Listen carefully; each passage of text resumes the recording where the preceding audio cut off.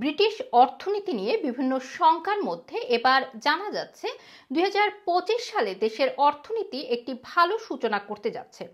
দুটি অর্থনৈতিক সমীক্ষায় দেখা গেছে অর্থনীতি নিয়ে একটি চ্যালেঞ্জিং সময়ের পরে প্রবৃদ্ধি বাড়ার পরিকল্পনা করছেন পরিচালকরা। ৭০% ব্যবসা প্রতিষ্ঠান আশা করছে যে তাদের টার্নওভার নতুন বছরে বৃদ্ধি পাবে।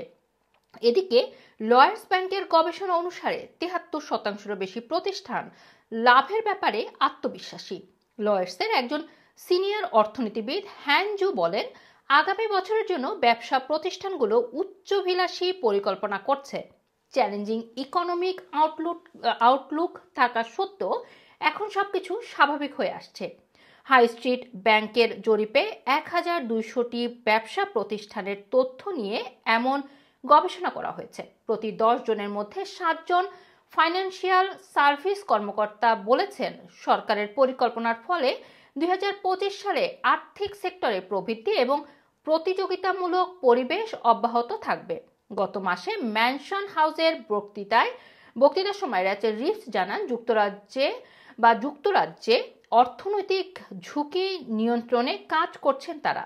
এখন প্রবৃদ্ধি বাড়াতে কাজ চলছে। বিশ্বব্যাপী আর্থিক সংকটের পর এখন রেগুলেটর পরিবর্তন করা হচ্ছে। বৈশ্বিক অর্থনীতির সাথে তাল মিলিয়ে চলার জন্য তাদের অতীত থেকে শিক্ষা নিতে হবে। এদিকে কনফেডারেশন অফ ব্রিটিশ ইন্ডাস্ট্রির গ্রোথ ইন্ডিকেটর সমীক্ষায় জানা গেছে ব্রিটিশ কোম্পানিগুলো নতুন বছরে তাদের অ্যাক্টিভিটি কমে যাওয়ার পূর্বাভাস দিচ্ছে। সংস্থাগুলো আগামী ৩ মাসের মধ্যে নিয়োগ কমানো এবং আউটপুট কমানোর প্রস্তুতি নিচ্ছে। এতে কর্মী কমে যাবে এবং নতুন নিয়োগ সংখ্যা কমে যাবে।